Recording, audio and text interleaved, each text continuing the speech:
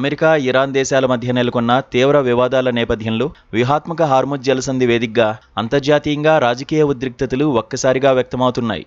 తాము నిర్దేశించిన ప్రత్యేక మార్గాల్లోనే అంతర్జాతీయ నౌకలు ప్రయాణించాలని ఇరాన్ చేసిన ప్రకటనను అగ్రరాజ్యం అమెరికా తీవ్రంగా ఖండించింది. హార్ముజ్ జలమార్గంపై ఇరాన్కు ఎలాంటి ఏకపక్ష నియంత్రణ లేదని అమెరికా సెంట్రల్ కమాండ్ స్పష్టం చేసింది. ఈ జలసంధి కార్యకలాపాల్లో అమెరికా సైనిక జోక్యాన్ని తాము ఎంతమాత్రం అనుమతించబోమని టెహ్రాన్ అధికారిక వర్గాలు గట్టిగా పేర్కొన్నాయి. అయితే ఇరాన్ మీడియా ప్రచారం చేస్తున్న అటువంటి కథనాల్లో ఎలాంటి వాస్తవం లేదని యుఎస్ రక్షణ దళాలు తేల్చి చెప్పాయి.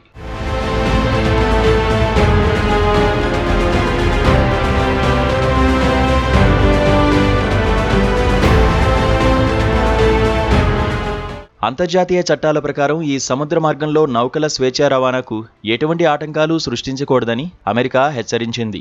ఈ జలసంధి ప్రపంచ ఇంధన భద్రతకు అత్యంత కీలకమైనది కావడంతో ఇరు దేశాల మధ్య మాటల యుద్ధం ముదిరింది. పశ్చిమాసియా ప్రాంతంలో శాంతి భద్రతలను కాపాడడానికి తాము కట్టుబడి ఉన్నామని యుఎస్ దళాలు పునరుద్ఘాటించాయి.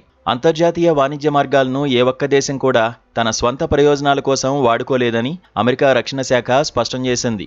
గత మే నెల నుంచి ఈ వ్యూహాత్మక జలమార్గంలో సుమారు 800 వాణిజ్య నౌకలు సురక్షితంగా ప్రయాణించేలా తమ దళాలు నిరంతరం రక్షణ కల్పించాయని అమెరికా సెంట్రల్ కమాండ్ ఎక్స్ వేదికగా వెల్లడించింది.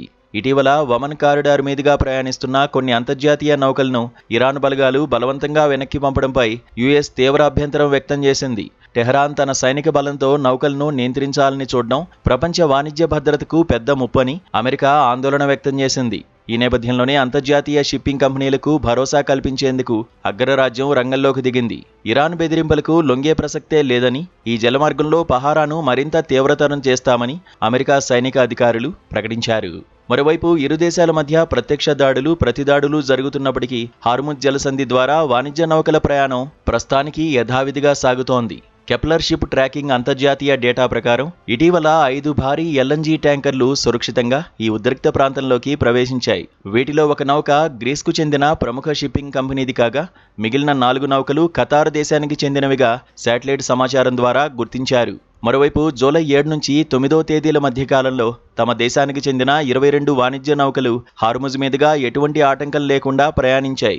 ఇరుపక్షాల మధ్య తీవ్ర యుద్ధ వాతావరణం నెలకొన్నప్పటికీ అంతర్జాతీయ ఇంధన సరఫరా దెబ్బతినకుండా ఉండేందుకు నౌకల రాకపోకలు నిరంతరాయంగా కొనసాగుతున్నాయి. రాబోయే రోజుల్లో ఇరాన్ ఎలాంటి చర్యలకు దిగినా ఎదుర్కొనేందుకు వీలుగా అంతర్జాతీయ రక్షణ కూటమి ఇక్కడ పటిష్ట నిఘాను ఏర్పాటు చేసింది.